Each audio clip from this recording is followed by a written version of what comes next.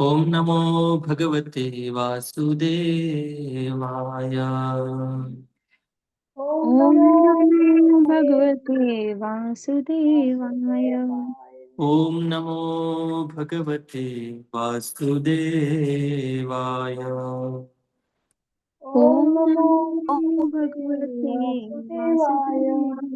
ओम ॐ नमो नमो भगवते भगवते वासुदेवाय। वासुदेवाय। ओम नमो भगवते वासुदेवाय। ओम नमो ॐ नमो भगवते भगवते वासुदेवाय। वासुदेवाय।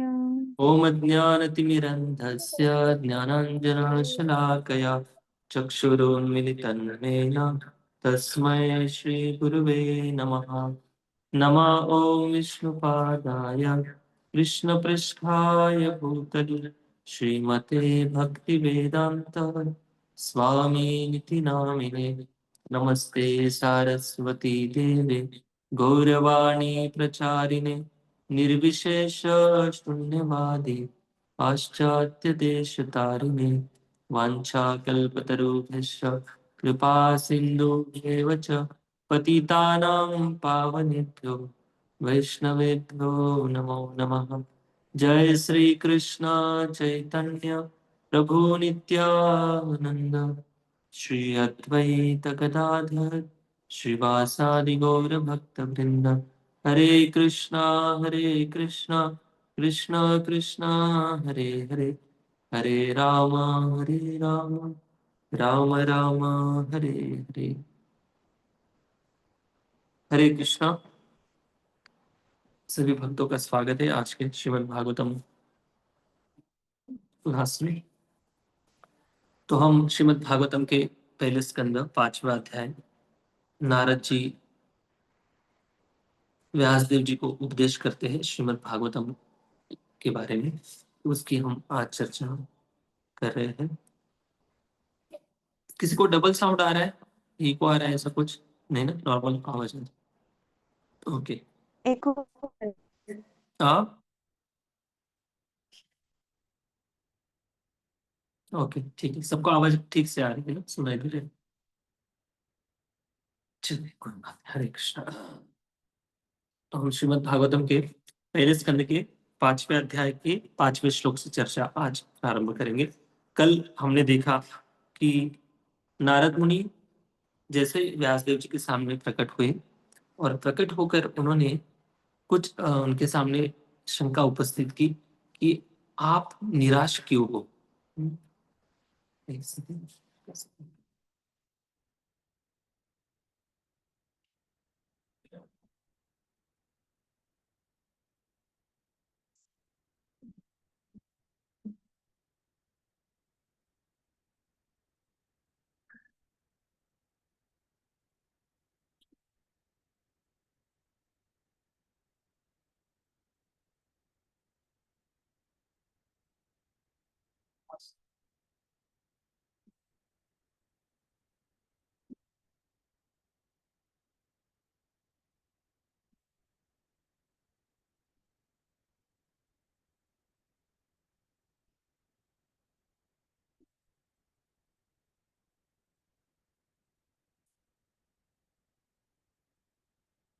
ओके, हरे कृष्णा, हरि बोल।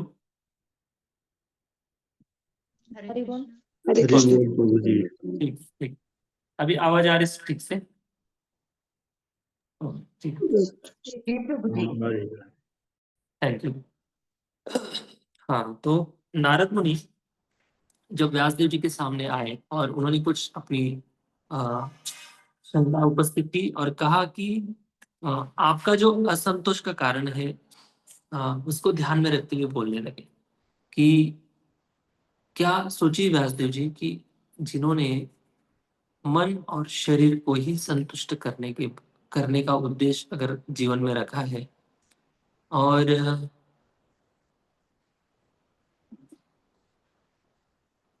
मन और शरीर को संतुष्ट करने से क्या उसको जीवन का उद्देश्य उसका सफल हो जाएगा? ऐसे उनको एक प्रश्न पूछा। मतलब क्या है, जिनकी जीवन शैली ही शरीर के स्तर पर है, वो अपने आप को शरीर मानते हैं और मन को संतुष्ट करने में लगे हैं, क्या इससे जीवन सफल हो जाएगा? उनको क्या आत्मकल्याण हो जाएगा इस लोगों का? ये प्रश्न पूछ रहे थे। बार बार आवाज।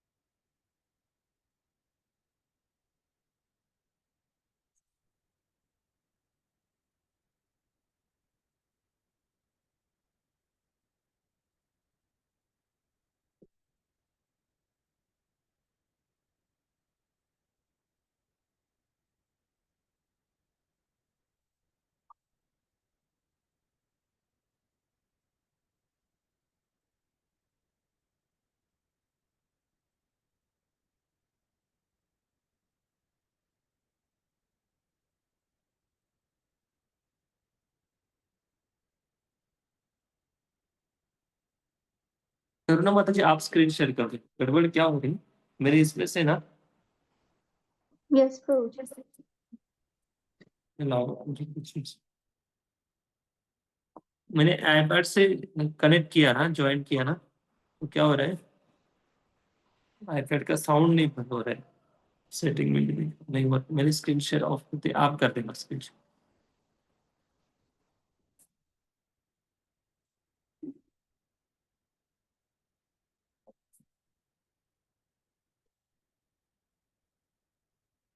ठीक है, चलो हरे कृष्ण।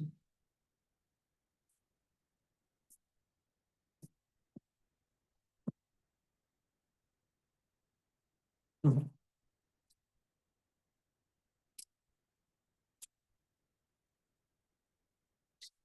और नारद मुनि व्यासदेव जी को पूछते हैं कि आपकी जो जिज्ञासा है, महाभारत जैसे आपने ग्रंथ लिखा है, सब कुछ लिखा है, लेकिन आपको असंतुष्टि का कारण क्या है? इतना सब कुछ करने के बाद भी आप निराश क्यों हो?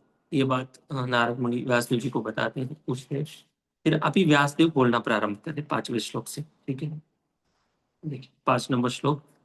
व्यास उवाच व्यास उवाच अस्तेव मे सर्वमिदं त्वयोक्तम् हस्तेव मे सर्वं सर्वमिदं सर्वमिदं त्वयुक्तम् पापि नात्मा परितुष्यते मे। तथापि तथापि नात्मा नात्मा परितुष्यते परितुष्यते मे। तन्मूलमव्यक्तम् अगाधबोधम् तन्मूलमव्यक्तमगाधबोधम् पृच्छामये त्वात्मभवात्मभूतम्। उच्चामहे महे त्वात्मभवात्मभूतम्। व्यासदेव ने कहा, श्री व्यासदेव जी ने कहा, आपने मेरे विषय में जो कुछ कहा वह सब सही है। इन सब के बावजूद मैं असंतुष्ट नहीं, सॉरी, इन सब के बावजूद मैं संतुष्ट नहीं हूँ। अतएव मैं आपसे अपने असंतोष के मूल कारण के विषय में पूछ रहा हूँ, क्योंकि आप स्वयं वो, मतलब बिना भौतिक माता पिता के उत्पन्न ब्रह्मा जी की संतान होने के कारण अगाध ज्ञान से युक्त व्यक्ति है। अस्तेव में सर्वमिदं त्वयोक्तम्, मतलब क्या है? आपने जो जो कारण बताए हैं, ये सारे कारण सब कुछ सही है। आप जो बता रहे हो सब कुछ सही है, क्योंकि मैं असंतुष्ट हूँ, मैं खुद मानता हूँ। तो देखिए, यहाँ पर व्यासदेव जी शिष्य है या गुरु है? ये दोनों के बीच में कौन गुरु है और कौन शिष्य है? व्यासदेव शिष्य है और नारद मुनि गुरु है। वेरी गुड, हाँ, नारद मुनि गुरु है। तो हम है ना, देखिए, अभी इतने बड़े महान व्यक्ति है व्यासदेव जी, कोई साधारण व्यक्ति नहीं। या हम जैसे कोई छोटे मोटे छोटे मोटे भक्त नहीं। हाँ, व्यासदेव जी एक बहुत बड़े महान आचार्य है व्यासदेव जी। और इनका वर्णन पूरे आने वाले जितने भी लोग हैं, भागवतम पढ़ेंगे, सब कुछ समझेंगे, शास्त्र पढ़ेंगे, तो उसमें इस टॉपिक पर डिस्कशन होने वाला है। तो व्यासदेव जी कभी कभी हम है ना, हम ही हमारी कमियां छुपाते हैं, है ना। हाँ, छुपाना ठीक है, सबके पब्लिक को बताने की जरूरत नहीं, लेकिन जिन लोगों के सामने सच में बताना चाहिए उनके सामने छुपा कर कुछ मतलब नहीं। हाँ, जैसे गुरु होते हैं ना, गुरु के सामने जितना हम शरणागत होकर डिस्कशन करेंगे सब कुछ, सब कुछ जब गुरु को बताएंगे ना, तब गुरु को असली में समझ में आएगा कि इसको वास्तविक रूप से क्या चाहिए। व्यासदेव जी बिल्कुल हिचकिचाहट नहीं रहे या ऐसे सोच भी नहीं रहे कि क्या मेरे गुरु क्या सोचेंगे। नारद मुनि तो इतने बड़े व्यक्ति पूरी दुनिया में घूमते हैं, उनके सामने क्या मैं बताऊं कि मैं डिप्रेशन में चला गया, क्या मैं मेरे मन में खालीपन लग रहा है, मैं लोनलीनेस फील हो रहा है। भाई आप तो नाम जप करते हो, लोनलीनेस फील हो रहा है आपको? क्या गुरु मुझे ऐसे बताएंगे? हाँ, तो अपने स्टेटस को बिल्कुल मायने नहीं रख रहे, सब कुछ गुरु बता रहे हैं, गुरु के सामने बताते। जैसे छोटा बच्चा होता है, छोटा बच्चा माँ के सामने शर्माता है? बिल्कुल नहीं शर्माता है। हाँ, क्योंकि उसका ईगो का पोषण नहीं हुआ है अभी तक, इसलिए शर्माता नहीं। ईगो का पोषण का मतलब यह है कि जैसे बचपना होता है, बचपन में उसको पता नहीं कि मैं कौन हूँ, ये भी यहाँ से शुरुआत होती है। फिर धीरे धीरे धीरे धीरे जैसे बच्चा बड़ा होता है, तब देखता है कि हाँ मेरा बाप ये है, मेरी माँ ये है, मैं इतनी बड़ी सोसाइटी में रहता हूँ, मेरा समाज ये है, मेरी कास्ट ये है, मेरा ये है वो है। फिर धीरे धीरे उसका अहंकार के ऊपर एक एक चीजें चिपकती जाती है। जैसे उसके अहंकार के ऊपर एक एक चीजें आइडेंटिटी चिपकती जाती है, वैसे उसका अहंकार फलता फूलता जाता है।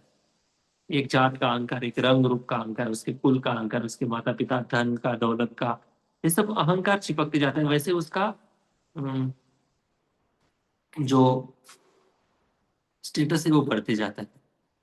तो जैसे माता पिता के सामने है, छोटा बच्चा शरणागत होकर माँ को सब कुछ अपना बताता है, वैसे ही गुरु के पास जाकर शिष्य को अगर समस्या से निकलना है, अगर समस्या से निकलना है, नहीं निकलना है तो बात अलग है। अगर समस्या है और निकलना चाहते हैं तो सच में गुरु के पास जाना बहुत जरूरी है।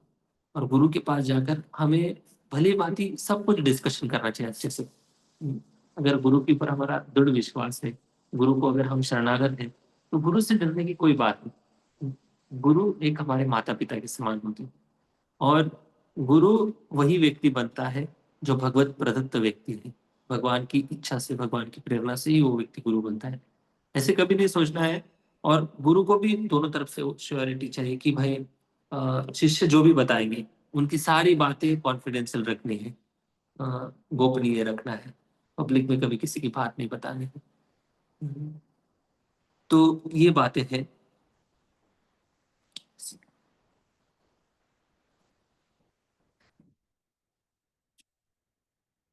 गुरु को कभी गुरु के सामने कभी शर्माना नहीं। क्यों शर्माना नहीं? जब तक शरणागत नहीं होते तब तक गुरु भी उपदेश नहीं करे, क्योंकि पता ही नहीं। जैसे डॉक्टर को हम बॉडी में क्या बीमारी है अगर दिखाना नहीं चाहते, तो डॉक्टर को भी कैसे पता चलेगा कि आपको क्या बीमारी? तो भगवान के एक प्रतिनिधि के रूप में गुरु होते हैं, और गुरु को शरणागत होना मतलब भगवान को शरणागत होने के समान है। तो गुरु के सामने हमेशा जब हम जाते हैं ना, तब अपने आप की मूर्खता हमेशा आ, ये रखने की मैं मूर्ख हूँ, मैं भगवान का बहुत बड़ा भक्त हूँ, ये नहीं बताना। मैं भगवान का भक्त बनना चाहता हूँ, मुझे मार्गदर्शन करिए। और मैं अलग अलग मन की पीड़ा से, शारीर की पीड़ा से, समस्या से गुजर रहा हूँ। तो गुरु, भले गुरु के अंदर ऐसा लगता होगा कि हमसे गुरु बहुत कोई भौतिक दृष्टि से क्वालिफाइड नहीं, उनको कोई एक्सपीरियंस नहीं, दुनियादारी का नॉलेज नहीं है, आ, उनको क्या भौतिक दुनिया की बात भी ना पता है, वो तो अपने आश्रम में रहते हैं। हाँ, और उनको थोड़ी भौतिक लाइफ का एक्सपीरियंस है, हाँ जरूर एक्सपीरियंस नहीं है, लेकिन बात, आप केवल गुरु को शरणागत नहीं हो रहे। गुरु हमेशा अपने आप से लोगों को कनेक्ट नहीं करता है, बल्कि भगवान से कनेक्ट करता है। अगर हम प्रामाणिक है ना, प्रामाणिक शब्द बहुत महत्वपूर्ण। अगर हम सच में, हमारे जीवन का भगवत प्राप्ति यही एकमात्र उद्देश्य है, तो भगवत प्राप्ति अगर उद्देश्य है, तो भगवत प्राप्ति उद्देश्य ध्यान में रखते हुए अगर हम जीवन जी रहे, सब कुछ कर रहे, तो भगवान उस गुरु को ऐसी प्रेरणा देंगे, ऐसा अंदर से ज्ञान देंगे ऐसा इंस्पिरेशन देंगे ताकि वो शब्द आपके लिए रामबाण हो जाए। तो इसलिए गुरु को शरणागत होना बहुत जरूरी है। और यहाँ पर व्यासदेव जी नारद मुनि को पूरी शरणागति से बता रहे कि आपने जो कहा ना, ऐसा नहीं कि मैं ऐसा नहीं हूँ, वैसा नहीं हूँ, नहीं, बात बात नहीं घुमा रहे थे, या अपने आप की जो कमियां है वो छिपा नहीं रहे व्यासदेव जी। हाँ, मैं सच में असंतुष्ट हूँ। हाँ, तो देखिए, सोचिए आप, अगर कोई व्यक्ति है, आपके काउंसलर है, बहुत बड़े हैं, 20-25-30 साल से हरे कृष्ण महामंत्र का जप कर रहे हैं, दीक्षा लिए, सब कुछ करते हैं, मीटिंग लेते हैं, लेक्चर लेते हैं, और वही एक दिन हताश हो जाए, डिप्रेशन में हो जाए और वो डिप्रेशन जो है, अगर समाज के सामने वो डिप्रेशन भले ना दिखाई दे, ना दिखाते हो, लेकिन डिप्रेशन में है, हो सकता है, जीवन का हर एक पल अलग अलग हो सकता है। तो व्यासदेव जी जैसे व्यक्ति अपनी कमियां ढूंढकर खंत व्यक्त कर रहे हैं, और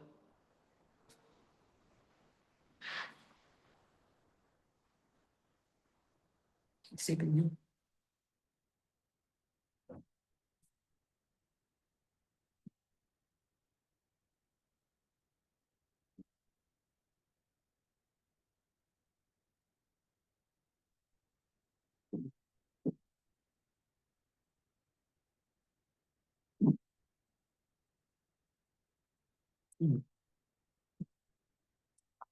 व्यासदेव भी अपनी कमियां नहीं छिपा रहे हैं। क्यों? उनको पता है मुझे समस्या से निकालना है।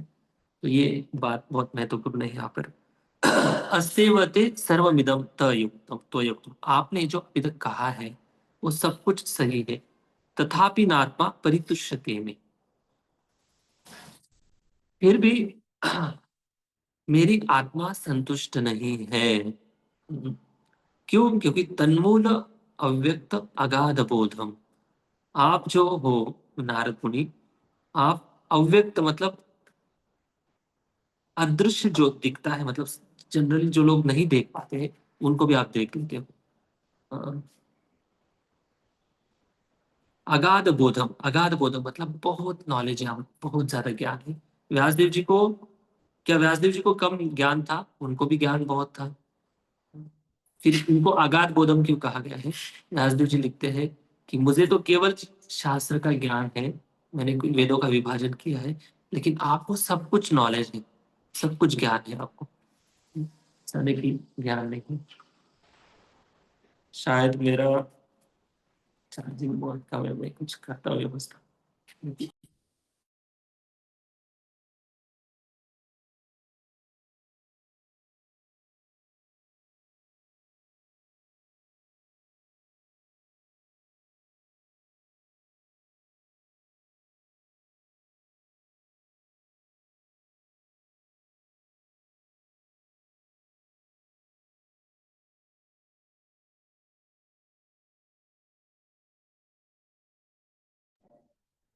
चलो, चार्जर ऊपर है, ये समझ चलेगा, उतनी समझ चलेगा। ओके। व्यासदेव ने कहा कि आपने सब कुछ जो कहा है वो सब कुछ सही है, और आप अगाध बोधम हो। मेरी असंतोष का मूल कारण क्या है, मैं आपको पूछ रहा हूँ, कृपया करके मुझे बताएं। क्यों? क्योंकि आप अगाध बोधम हो, साथ साथ आप किसी माता पिता के द्वारा आपका जन्म नहीं हुआ है। जैसे कोई माता पिता पुत्र को जन्म देते हैं, उस प्रकार से आपका जन्म नहीं हुआ है, बल्कि आप स्वयं ब्रह्मा के पुत्र हो। और स्वयंभू, स्वयंभू का अर्थ है कि स्वयंभू ब्रह्मा जी स्वयं भगवान से प्रकट हुए हैं।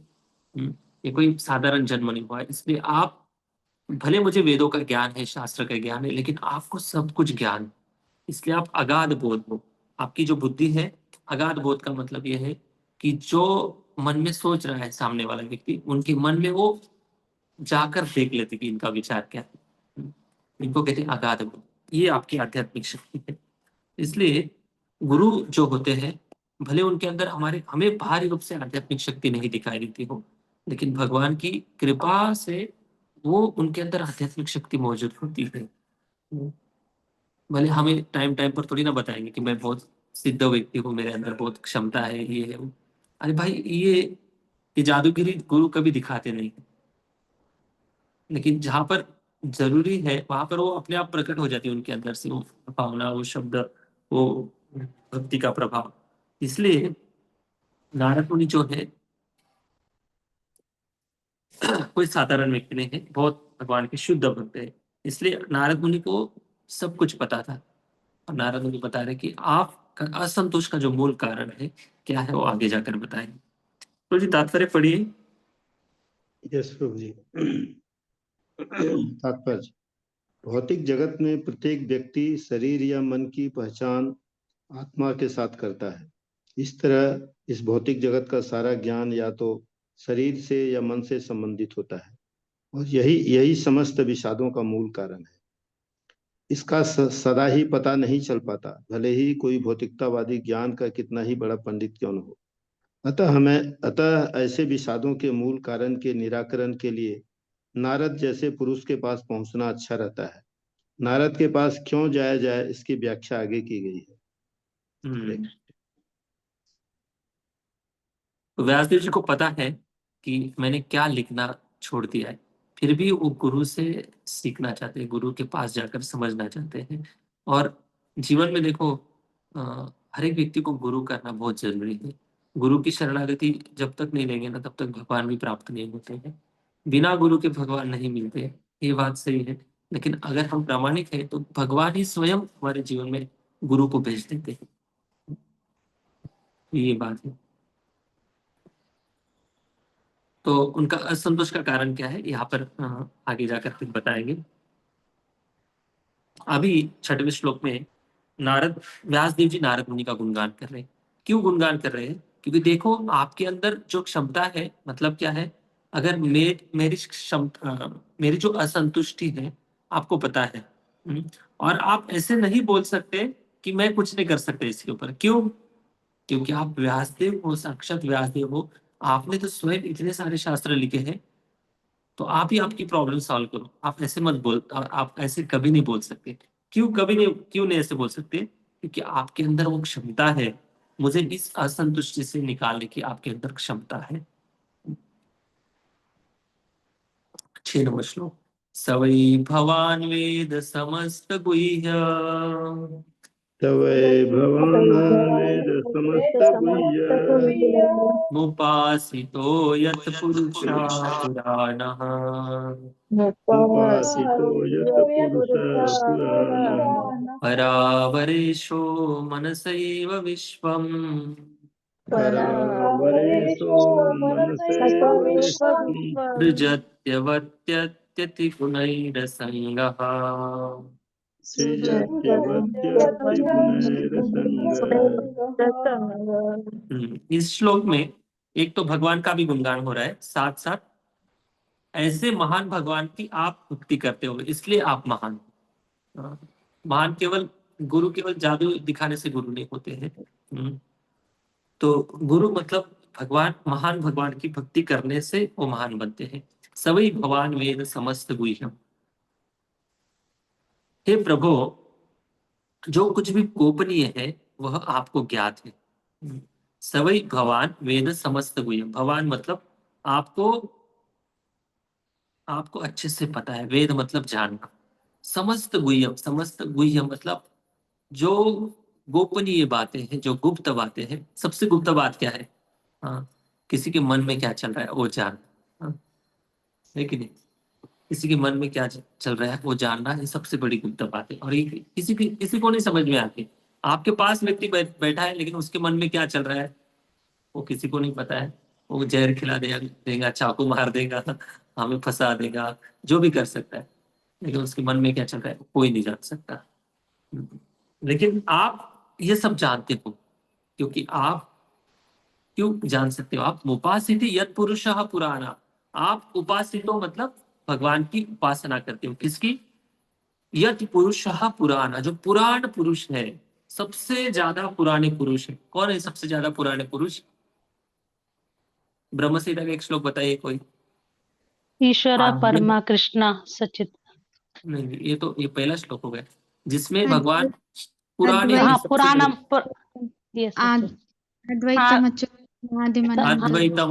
अद्वैतम अच्युतम अनादिम अनंत रूपम आद्यम पुराण पुरुषम नव यौवनम च। देखो भगवान कैसे यस बहुत सबसे ज्यादा पुराने पुरुष है, साथ साथ नव यौवन भी है। ऐसे नहीं कि बूढ़े हो गए, उनके ऐसे दाढ़ी है, बहुत सारे उनके हाथ पैर घुटने दुख रहे, ऐसे नहीं। बहुत पुराने हैं, साथ साथ नव यौवनम च, बहुत सुंदर भी दिखते हैं भगवान। हम्म। ऐसे पुराण पुरुष की आप उपासना करते हो, इसलिए आपके अंदर उनकी उपासना करते करते जैसे भगवान के अंदर क्वालिटी है ना, परमात्मा रूप में सब में निवास करते हैं भगवान, वही क्वालिटी वही गुण आपके अंदर है। क्यों? क्योंकि आप उनकी उपासना उनकी भक्ति करते हो। पुराण पुरुष कैसे है? ये पुराण पुरुष परावरेशो मनसैव विश्वम, भौतिक तथा आध्यात्मिक जगतों के कंट्रोलर है भगवान। परावरेशो विश्वम, ब्रह्मांड में, ब्रह्मांड को सृजन भी करते हैं। सृजत्यवर्त्यति गुणैरसंगः, मतलब भगवान ऐसे दोनों दुनिया को कंट्रोल करते हैं, तो आध्यात्मिक जगत एक भौतिक जगत, इन दोनों भौतिक जगत या आध्यात्मिक जगत को नियंत्रण में रखते हैं। लेकिन कैसे नियंत्रण में रखते हैं? तीन गुणों के माध्यम से नियंत्रण में रखते हैं। ऐसा नहीं कि भगवान को सब कुछ देखना पड़ता है, ऐसा नहीं। भगवान तीनों गुणों के माध्यम से पूरी दुनिया को, भौतिक जगत को कंट्रोल करते हैं। लेकिन तीन गुण में पढ़ते हैं भगवान सृजत्यवर्त्यति गुणैरसंगा, गुणैर मतलब तीन गुण, र असंगा, असंगा मतलब उनको टच भी नहीं करते थे। जैसे अगर हम बच्चों को समझो सेमिनार दे रहे हैं या किसी को सिखा रहे हैं हम, क्रोध नहीं करना है, क्रोध नहीं करना है, क्रोध नहीं करना है, लेकिन अगर सुन नहीं रहे, सुनने वाले लोग बार बार डिस्टर्ब कर रहे हैं, कुछ ना कोई मोबाइल चला रहा है, कोई वीडियो ऑन ऑफ कर रहा है, कोई बीच में कुछ आवाज कर रहा है, तो जो एंगर मैनेजमेंट का सेमिनार दे रहा है वही खुद क्रोधी हो जाता है। समझ रहे ना आप? मतलब जो हम जिस माध्यम से कंट्रोल करना चाहते, लोगों को ज्ञान देना चाहते, उसी की चपेट में हम भी आ जाते। क्यों? क्योंकि हम तीन गुणों के अंडर है। लेकिन भगवान वैसे नहीं है। भगवान तीन गुणों से परे है। और कैसे कंट्रोल करते हैं दुनिया को? जैसे कोई मैग्नेट होता है, मैग्नेट लोहे को कंट्रोल कर लेता है दूर से, देखा है आपने कभी? दूर से कंट्रोल करता है, मतलब यहाँ पर लोहा है और यहाँ पर मैग्नेट है। अगर ऐसे लोहा मैग्नेट हिलेगा तो लोहा भी ऐसे ही हिलता है। देखा है कभी ये चित्र? कभी देखा है? दृश्य देखा है? मतलब टच नहीं किया है, दोनों ने एक दूसरे को टच बिल्कुल नहीं किया है, फिर भी वो दूर से कंट्रोल कर लेते हैं, इधर उधर हिला देते हैं। देखा है वैसे प्रभु, हाँ, अरे, देखा है, तो देखा है प्रभु। वैसे ही भगवान इस दुनिया को कंट्रोल करते हैं। तीन गुणों के प्रभाव में सारी वस्तु, व्यक्ति और सब कुछ तीन गुणों के प्रभाव में, लेकिन भगवान कभी तीन गुणों के प्रभाव में नहीं। ऐसे भगवान जो महान भगवान है, जो तीन गुणों से परे है, ऐसे भगवान की आप भक्ति करते हो, इसलिए आपके अंदर क्या है? समस्त गुह्यम, समस्त जो गुप्त बातें हैं वो जानने की शक्ति है। इसलिए आप हंस रहे हो मुझे देखकर। व्यासदेव जी नारद मुनि को बता रहे कि आप मुझे देखकर क्यों हंस रहे हो? क्योंकि आपको मुझे बस देखने मात्र से सब कुछ पता चल गया कि मैं असंतुष्ट क्यों हूँ, क्यों मेरी उदासी का कारण क्या है। बस देखने मात्र से समझ जाते हो। हे प्रभु, जो कुछ भी गोपनीय है वह आपको ज्ञात है, क्योंकि आप भौतिक जगत के सृष्टा तथा संवारक एवं आध्यात्मिक जगत के पालक आदि भगवान की पूजा करते हैं, जो भौतिक जगत के तीनों गुणों से परे है। देखो, पूजा करने की बात करें प्रभुपाद जी, पूजा करना मतलब उनका गुणगान करना, उनकी सेवा करना। धीरे धीरे धीरे धीरे जो भगवान की संपर्क में रहते रहते उस व्यक्ति के अंदर भी भगवान की शुद्धता प्रवेश करती है, धीरे धीरे प्रवेश करती है। हाँ, ये भगवान की सेवा का फल है। तो जो शुद्ध भक्त होते हैं ना, सच में जान लेते हैं, लेकिन बस मुस्कुरा देते हैं, बात नहीं करते, क्योंकि सभी बातें अगर लोग को बताएंगे तो लोग दूर भाग जाएंगे। एक तो नजदीक इतना आएंगे क्योंकि चमत्कार के प्रभाव में लोग बहुत भीड़ बढ़ जाएंगी, या दूसरा लोगों की सबकी सबकी सभी बातें अगर बताने लगेंगे तो फिर लोग भी सोचेंगे कि दूर रहना अच्छा है, प्रभु जी से साथ नजदीक जाना अच्छा नहीं। एक स्टोरी बताता हूँ मैं आपको। हमारे इस्कॉन की बहुत बड़े सन्यासी महाराज, परम पूज्य जय पताका स्वामी महाराज, वो उनके पास एक बांग्लादेश से एक माता जी दीक्षा लेने के लिए आई थी।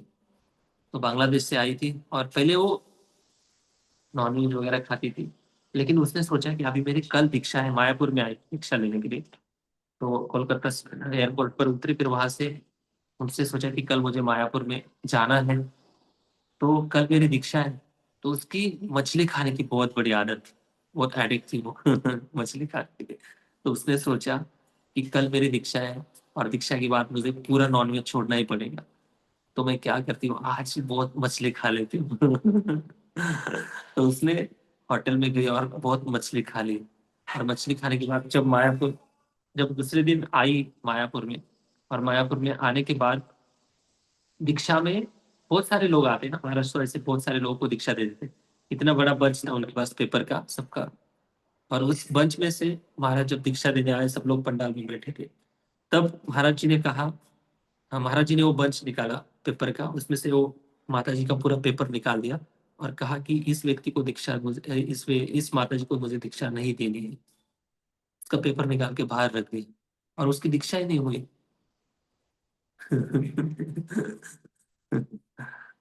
तो ऐसे महान भक्त होते, कभी कभी कृपा भी कर देते पति जीवों पर, लेकिन जो गुरु को भी फंसाना चाहते हैं, तो गुरु उनकी मन की बात जान लेते। तो ऐसे भक्त जो होते हैं, क्यों ऐसी इतनी प्योरिटी उनके पास क्यों आती है? क्योंकि वो संपर्क में है भगवान से। भगवान के संपर्क में होने के कारण उनकी चेतना हमेशा हाई रहती है।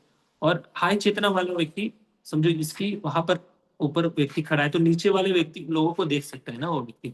जिसकी जितनी चेतना नीचे गिरी है, उस गिरी हुई चेतना को वो व्यक्ति नाप सकता है, समझ सकता है, जान सकता है, और उधर से इसको ऊपर उठाता है। हाँ, उसके अंदर भले क्षमता हो या ना हो, भले शक्ति हो या ना हो, कभी कभी ऐसे भी होता है कि हम गुरु के सामने झूठ भी बोल देते हैं, और गुरु मान लेते, हाँ भाई हाँ सच बात है। कभी कभी भगवान भी गुरु को भी भुला देते हैं। तो ये सब सभी कंट्रोल भगवान के पास है गुरु का। इसलिए गुरु जो होते हैं ना, जो मिराकल हो जाता है ना, कभी कभी चमत्कार हो जाता है, इसका जो क्रेडिट है अपने पास कभी नहीं लेते गुरु। वो बोलते कि जब जब भी कभी ऐसे हो जाता है, तो ये भगवान की कृपा से हो जाता है, और सच में भगवान ही करते हैं। इसलिए सारा क्रेडिट जाता है भगवान।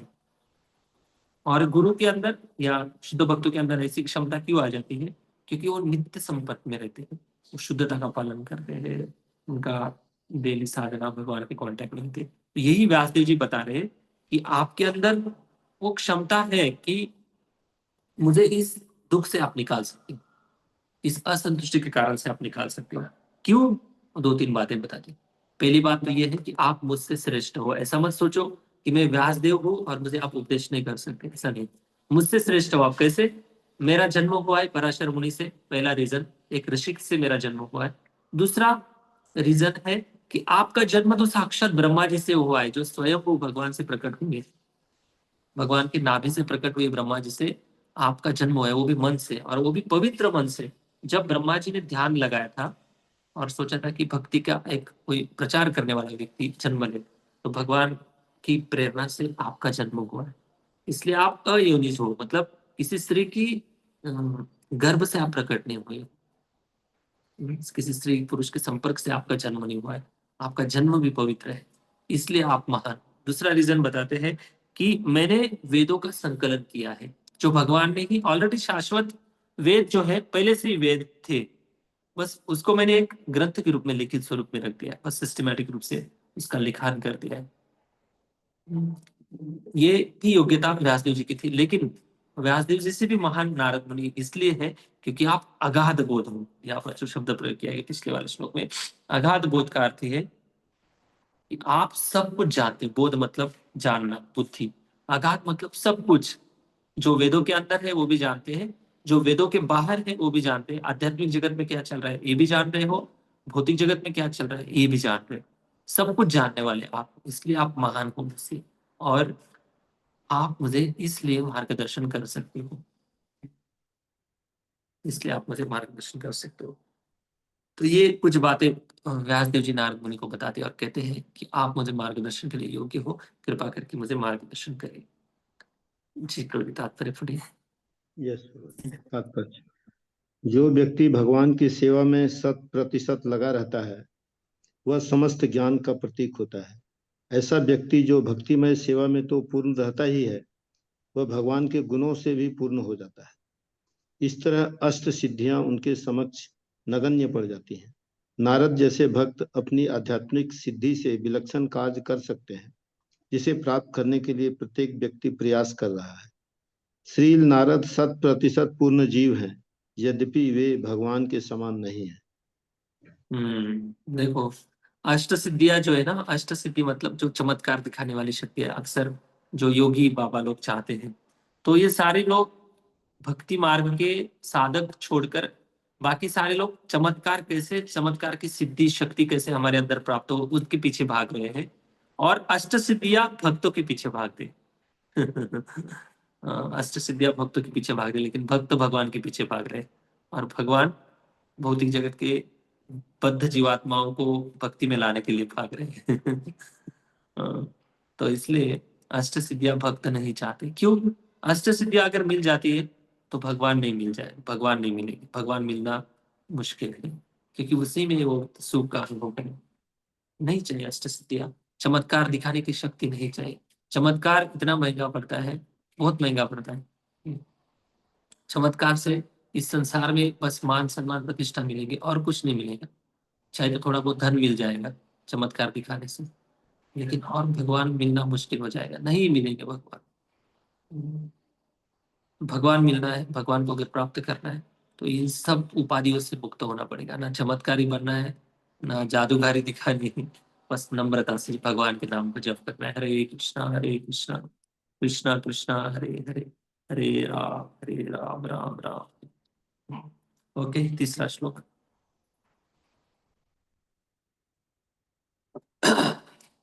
तीसरा मतलब सातवां, इस सेक्शन का सातवां श्लोक। अभी और भी उनका गुणगान करेंगे।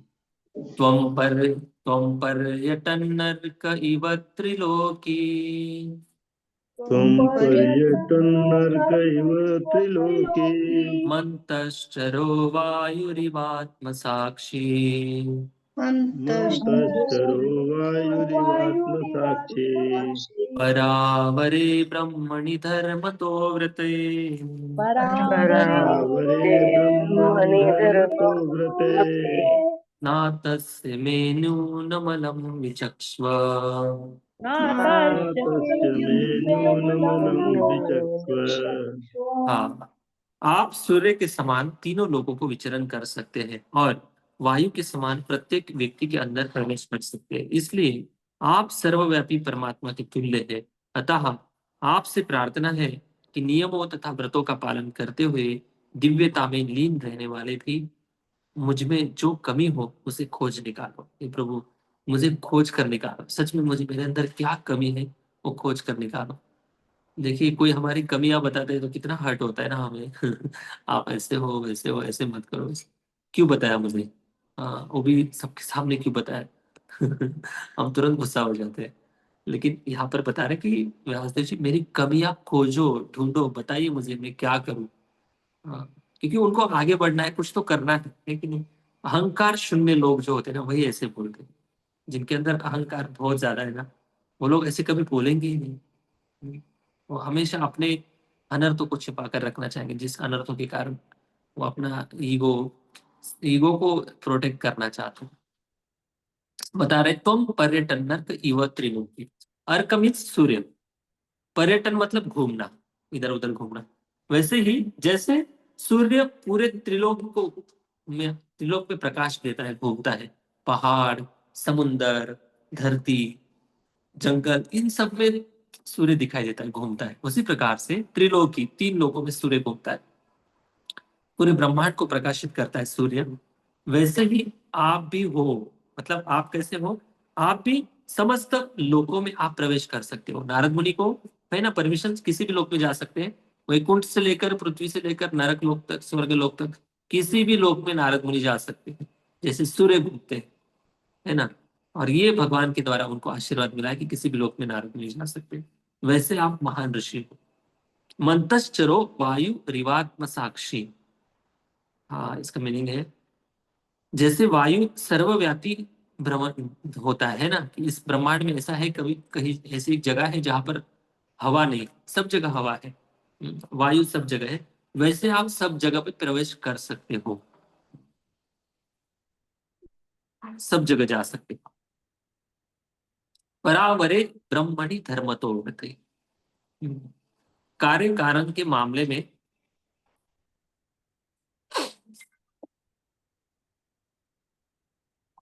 न्यूनमिलम मूलम विचक्षण। अंतरिक्षो वायु रिवात्म भाति। अंतरिक्ष आंतरिक रूप में किसी के भी हृदय में प्रवेश करके आप सब कुछ जान सकते हो, ये आपके अंदर क्षमता है। आप सूर्य के समान तीनों लोकों में विचरण कर सकते हैं और वायु के समान प्रत्येक व्यक्ति के अंदर प्रवेश कर सकते हैं। प्रत्येक व्यक्ति के अंदर, ऐसा नहीं कि केवल बाहर से ही देख सकते, प्रत्येक व्यक्ति के मन में क्या चल रहा है वो भी आप प्रवेश कर सकते हैं।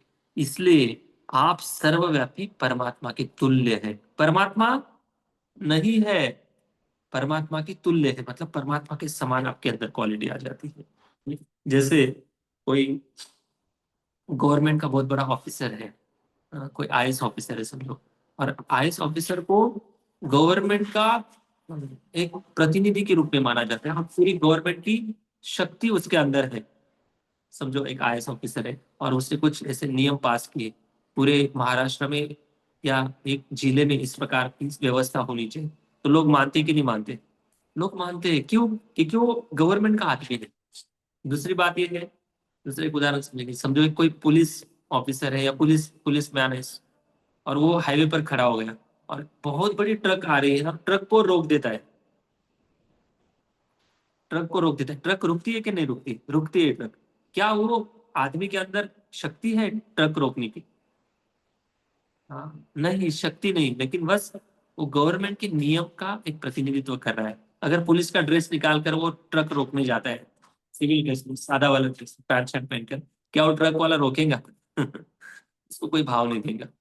वैसे ही भगवान के जो भक्त होते हैं, प्रतिनिधि, जो भगवान की प्रतिनिधित्व करते हैं, और भगवान के अंदर जो शक्ति है वही शक्ति उनके अंदर भी आ जाती है। क्यों? क्योंकि वो भगवान की शक्ति का कभी मिस यूज नहीं करने वाले, इसलिए भगवान उनको शक्ति प्रदान करते हैं। इसलिए शक्तावेश अवतार कहते हैं।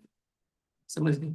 भगवान जब शक्ति प्रदत्त करते किसी जीव को, तो विश्वास पात्र शुद्ध आत्मा होता है, उसी के अंदर वो शक्ति डालते हैं भगवान, और उनसे बहुत कुछ काम करवा लेते हैं। क्यों? क्योंकि भगवान को पूरा विश्वास है कि ये व्यक्ति मेरी शक्ति का कभी मिसयूज नहीं करेगा, प्रॉपर सही यूज करेगा शक्ति का। ऐसे महान भक्त होते हैं।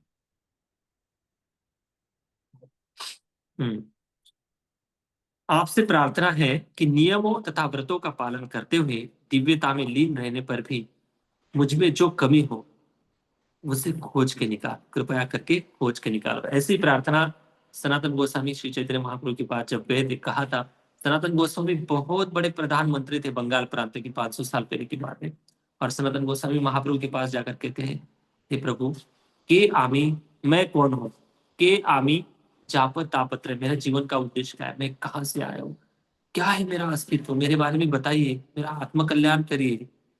हाँ, उनको तो सब कुछ ज्ञान था, फिर भी महाप्रभु के सामने एक मूर्ख की भांति, अज्ञान व्यक्ति के भांति व्यवहार करके गुरु से उपदेश पा रहे हैं और गुरु से सीखना चाहते हैं। तो ये वास्तविक रूप से शरणागति है, और इसी शरणागति से भगवान प्रसन्न होते हैं। भले आपको बाहरी रूप से गुरु एक साधारण मनुष्य के समान दिखाई दे रहा है, गुरु भी तो खाते हैं भाई, गुरु भी गरम गरम पकौड़े खाते हैं। गुरु का भी ऐसा लग रहा है इंद्रियों पर कोई कंट्रोल नहीं है। गुरु भी कभी कभी पिज्जा खा लेते हैं। गुरु को इंद्रियों पर कंट्रोल नहीं है, कभी कभी जोक बोल देते हैं। ये बातें सब सब बाहरी बातें, इन बाहरी बातों में पड़ना नहीं। अगर आप किसी भी शरणागत हो किसी वैष्णव को, प्रामाणिक परंपरा से गुरु को, भगवान, अगर आप प्रामाणिक हो ना, भगवान आपको उस गुरु को भी ट्रेन करेंगे आपके लिए।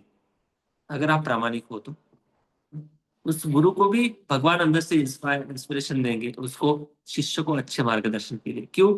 क्योंकि आपकी जिम्मेदारी भगवान ने ली है, तो आपके जीवन में जो जो लोग भेजेंगे भगवान, तो निश्चित रूप से अच्छे भेजेंगे। बस हमारी प्रामाणिक इच्छा है कि प्रभु, मुझे आपको प्राप्त करना है, आपकी कृपा के अंदर मुझे जीवन जीना है, आप संभालो। भगवान निश्चित रूप से ऐसे अच्छे लोगों को भेजते हैं जो हमें भगवान तक पहुंचाने में मदद करते हैं। ठीक है।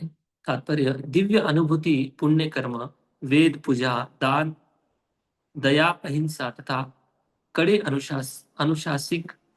अनुशासनिक नियमों के साथ शास्त्रों का अध्ययन ये सदैव मनुष्य के सहायक बनते हैं। तो बात सही है, प्रभुपाद जी लिख रहे हैं कि सच में ये सब करने से मनुष्य को सहायता मिलती है आगे बढ़ने के लिए, भक्ति में आगे बढ़ने के लिए। ओके, तो यहाँ पर इस 3 श्लोकों में हमने देखा कि व्यासदेव जी कैसे नारद मुनि को पूरी तरह से शरणागत होकर अपनी कमियां बता रहे हैं, और कमियां बताते समय बिल्कुल हिचकिचाहट नहीं रहे, जो है वो सब कुछ बता रहे हैं। और अभी आगे जाकर नारद मुनि उनको एक के बाद एक उपदेश करेंगे। बहुत सुंदर आगे का डिस्कशन है, क्लास मिस मत करना।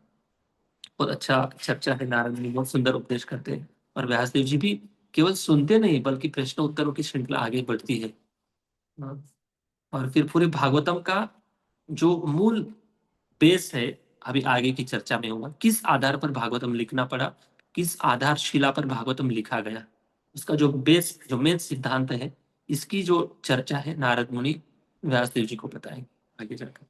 ओके, हरे कृष्णा। जय श्री प्रभुपाद की जय। ग्रंथराज श्रीमद् भागवतम महापुराण की जय। कोई प्रश्न है? हरे कृष्णा। हरि बोल। यस प्रभु बोलिए। ये निर्गुण ब्रह्म क्या है?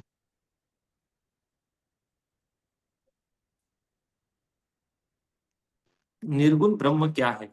निर्गुण ब्रह्म का अर्थ ये है, ब्रह्म मतलब भगवान का एक स्वरूप है ब्रह्म, और निर्गुण अर्थ ये है कि जिनके अंदर भौतिक गुण नहीं है, जो 3 गुणों से परे है।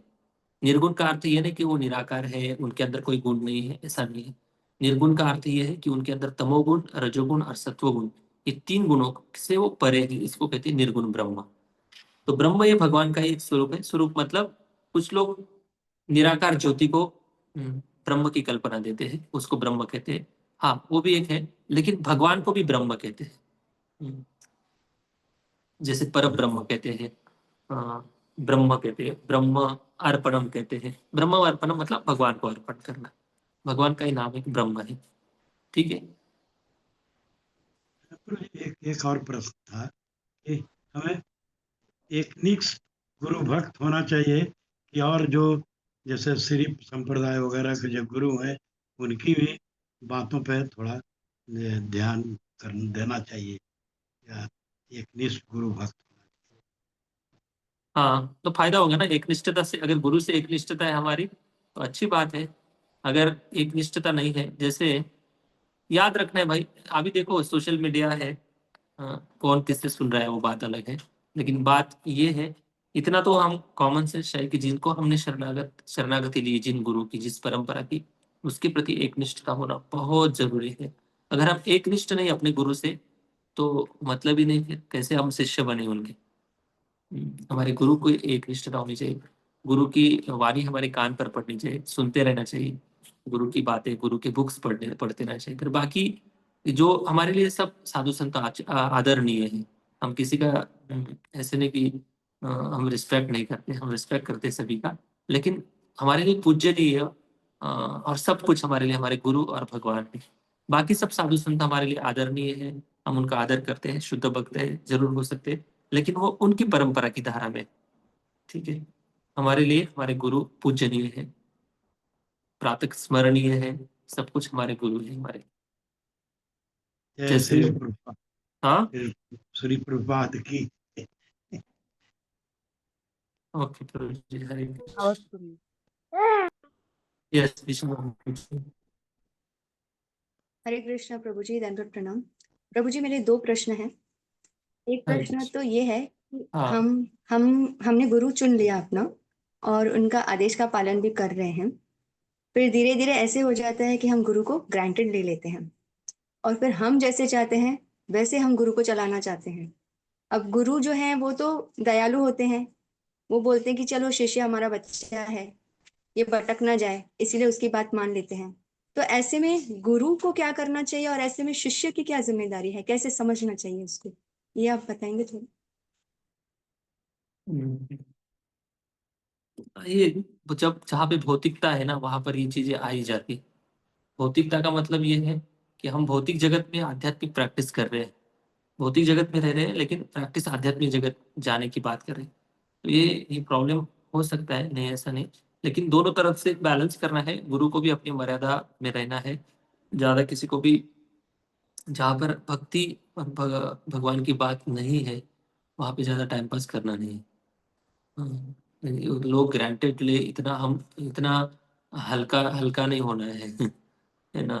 तो गुरु कभी कभी अपना कंपैशन दिखाते हैं, लेकिन उस कंपैशन की भी इम्पोर्टेंस लोगों को उतनी भी समझ लेनी चाहिए। नहीं तो फिर कुछ लोग गुरु के कंधे पर हाथ रख के बोलते हैं, गुरु से सेल्फी लेते हैं, गुरु से ये करते होते, मजाक मारे की बात है।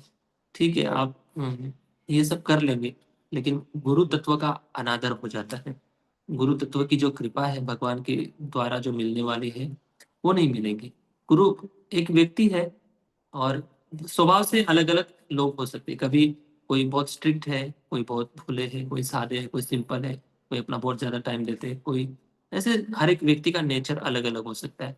हाँ, व्यक्ति का नेचर अलग अलग है, इसका मतलब वो, ये भी देखो थोड़ा सा और भी, ये विषय ऐसा है कि फिर वो गुरु कैसे नेचर अलग अलग है। हाँ, आध्यात्मिक शक्ति की दृष्टि से उनके अंदर गुरु तत्व भगवान ने दिए हैं। समझो कोई गुरु है, दीक्षा गुरु है, जो भी है, तो भगवान ने उनके अंदर शक्ति दी है मार्गदर्शन करने की, और उस शक्ति को हमें अनुभव करना है।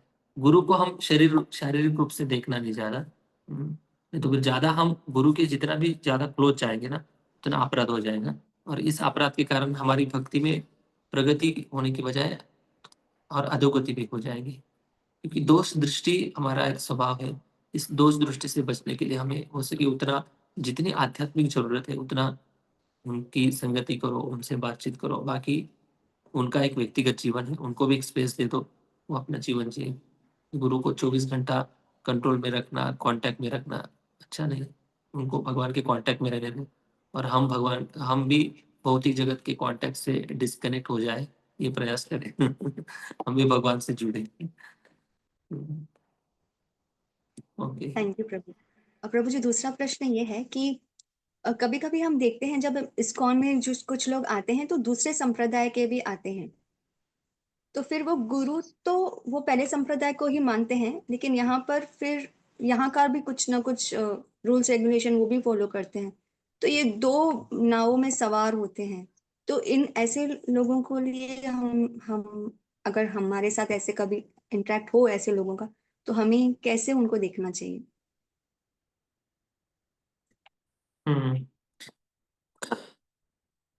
देखो, हर एक व्यक्ति अध्यात्म की खोज कर रहा है, किसी न किसी संप्रदाय से कनेक्ट था वो व्यक्ति। लेकिन जब अभी इस्कॉन में आते हैं लोग, तो इस्कॉन में बहुत स्पष्टता बहुत ज्यादा है। कोई ऐसी ये नहीं, छिपी छिपाई बात नहीं। जो शास्त्र में लिखा है वो एज इट इज बताते हैं, और प्रैक्टिकल भी है सब कुछ। कुछ ही दिनों में उसको उनको क्लैरिटी आ जाती है। तो इसलिए उनको इस्कॉन की फिलोसफी अच्छी लगती है। और सबसे बहुत सारे एडवांटेज है इस्कॉन के, अदर संप्रदाय की दृष्टि से बताने जाए तो बहुत सारा है। लेकिन कोई बात नहीं, जो लोग जुड़े हैं अभी, धीरे धीरे उनको भी, अगर भक्ति में आगे बढ़ना है, भक्ति में आगे बढ़ने के लिए सबसे आसान तरीका कौन सा है, सबसे आसान मार्ग कौन सा है, तो शिफ्ट हो सकते हैं। इस्कॉन में आइए, प्रभुपाद जी की शरण लीजिए, प्रभुपाद जी की बुक्स पढ़िए, प्रभुपाद जी ने दिए हुए इंस्ट्रक्शन पालन करिए। अगर हो सके तो दीक्षा लीजिए। प्रभुपाद जी ने सब कुछ व्यवस्था कर ली है। लेकिन ये कब संभव है, जब उनके अंदर सच में कन्विक्शन आएगा। जैसे कोई स्टूडेंट्स है, समझो उसने अभी ग्रेजुएशन कर लिया है, या ग्रेजुएशन करना चाहता है 12th के बाद, तो वो टीचर चेंज करता है ना, क्लासरूम चेंज करता है ना, है कि नहीं। 10th का क्लास अलग था, अभी आगे जो भी पढ़ाई करेगा कॉलेज में जाएगा, तो टीचर चेंज करता है, क्लासरूम चेंज करता है, हो सके तो यूनिवर्सिटी भी चेंज करता है, सब कुछ चेंज होता है। तो वैसे ही अगर आगे बढ़ना है, तो चेंजेस भी होना उतनी जरूरी है। अगर आगे बढ़ना है तो कोई बुराई नहीं इसमें। अगर हमें आगे बढ़ना है, कृष्ण की प्राप्ति करनी, भगवान के धाम की प्राप्ति करनी है, तो फिर आप गुरु भी चेंज कर सकते हो, उसमें कोई बुराई नहीं। लेकिन इसका मतलब ये भी नहीं कि पहले गुरु ने हमें जहां तक संभाला है, समझो हमें फर्स्ट स्टैंडर्ड से लेकर 10th तक, हमने जिन गुरु ने टाइम दिया है, पढ़ाया है, समझाया है, सिखाया है, वो व्यर्थ नहीं गया है। उनका भी हमारे आध्यात्मिक कल्याण में योगदान है। उनका भी उतना ही आदर, बुद्धि, सम्मान रखना चाहिए। तो ये बात है, धीरे धीरे जिनको शिफ्ट होना हो सकते हैं, अच्छी बात। थैंक यू प्रभु जी। हरे कृष्ण। हरे कृष्णा प्रभु जी। जी माता जी, हरे कृष्ण। हाँ प्रभु जी, जैसे अभी जैसे हमारे यहाँ पर बहुत सारे लोग ऐसे हैं, जैसे अभी हम महाराज हैं, बहुत सालों से दीक्षा नहीं दे पा रहे हैं। तो फिर जैसे कुछ लोग कहते हैं कि इतने सालों से वेट कर रहे हैं, अभी तक दीक्षा नहीं मिली, हम लोगों की भी उम्र हो रही है और ऐसे कब तक वेट करेंगे, ये साल और देखते हैं, नहीं तो अगले साल हम किसी और से ले लेंगे दीक्षा। तो ऐसी मानसिकता को क्या कहेंगे प्रभु जी? आप मतलब इस टॉपिक को पर्टिकुलर आप इस्कॉन के लिए पूछ रहे हैं या जी जी प्रभु जी, इस्कॉन के लिए हाँ। पूछ रहे हैं। ओके, तो देखिए, हाँ, एक बात की यहाँ पर, ये टॉपिक बहुत सेंसिटिव है मैं बोलने के लिए कितना योग्य हूँ पता नहीं। मेरा तो कहना ये है कि जो दीक्षा के लिए योग्य व्यक्ति है ना, जो दीक्षा के लिए योग्य लोग हैं ना, उनको जी दीक्षा ले लेनी चाहिए। अभी किन से लेनी चाहिए? जिन्होंने मतलब जिन गुरुओं को हमने मन में ठान लिया है ये मेरे गुरु है। हाँ, तो एक बात है कि समझो कोई गुरु है, उनको मैंने मन में स्वीकार कर लिया कि ये मेरे गुरु है, इनसे मुझे दीक्षा लेनी। फिर वो कब दीक्षा देंगे, ये कब प्रश्न नहीं पूछने। अगर आप गुरु को शरणागत हो, किसी एक गुरु को शरणागत हो, तो आप रुकिए, 10 साल रुकिए, 5 साल रुकिए। अगर दीक्षा नहीं भी हुई समझो, और उसके पहले बता देता हूँ मैं आपको कि उसके पहले वो आध्यात्मिक जगत में चला गया, भौतिक शरीर छोड़ दिया उसने व्यक्ति ने, फिर भी उसका आध्यात्मिक उद्धार करने की जिम्मेदारी गुरु की है। क्यों? क्योंकि दीक्षा केवल बाहरी औपचारिकता से दीक्षा विधि नहीं, बल्कि शरणागति सबसे इंपॉर्टेंट है गुरु को। शरणागति से असली दीक्षा होती है। तो ये हो गया आध्यात्मिक प्लेटफॉर्म।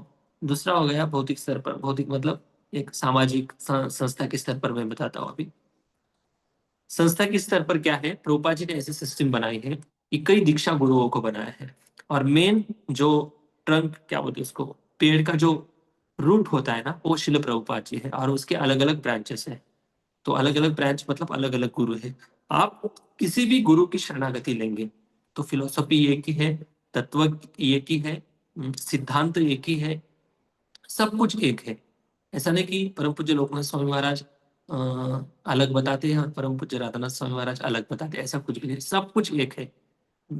तो आप किसी भी गुरु की शरणागति अगर लेंगे तो शिल प्रभुपाद जी की शरण में आप आते हो, और शिल प्रभुपाद जी और वो जो दीक्षा गुरु है वो मिलके आपका कल्याण करेंगे। तो इसलिए अगर जिनको ऐसा लग रहा है कि मेरी उम्र हो रही है, बीमारी है, जो भी है, तो मैं किसी न किसी से 1 साल के बाद में दीक्षा ले लूंगा, तो अच्छी बात है, कोई बुराई नहीं उसमें, ले लेना चाहिए, जी अच्छा है। जी प्रभु अगर जी। इनको रोकना है कि नहीं मेरे यही गुरु है, इनसे मैं दीक्षा लूंगा, तो भी अच्छी बात है, दोनों तरफ से अच्छा है। जिनके उनके श्रद्धा और शरणागति के ऊपर है, तो अल्टीमेट ये है कि उस व्यक्ति की मानसिकता के ऊपर है। दोनों तरफ से अच्छी बात है, बुरी कोई बात नहीं, गलत भी नहीं, क्योंकि वो लेना चाहता है शरणागति, है कि नहीं? जी थैंक यू प्रभु। हरे कृष्ण। के हरि बोल, जय श्री प्रभुपाद की जय। जय। थैंक यू प्रभु जी के लिए हरि बोल हरि बोल हरि हरि बोल।